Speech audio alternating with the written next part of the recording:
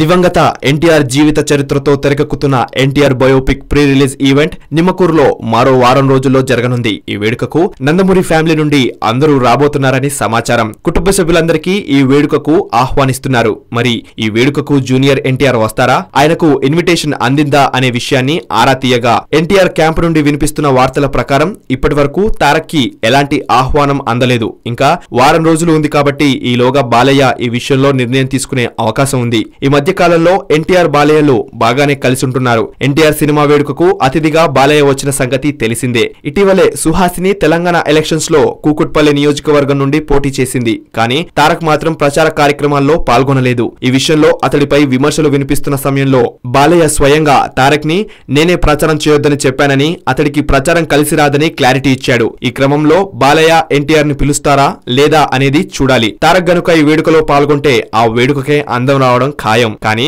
ఎప్పటిలానే చంద్రబాబు వంటి వారిని పిలిచి ఎన్టీఆర్ వంటి సొంత కుటుంబ సభ్యులను పిలవకపోతే అది అవమానం కిందే భావిస్తామని ఎన్టీఆర్ ఫ్యాన్స్ అభిప్రాయపడుతున్నారు.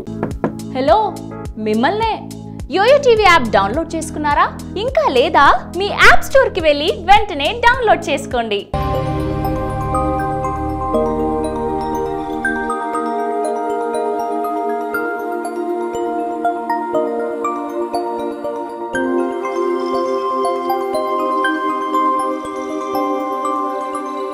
ఈ వీడియో గనుక మీకు నచ్చినట్లయితే లైక్ చేయండి, షేర్ చేయండి అండ్ సబ్స్క్రైబ్ చేయండి.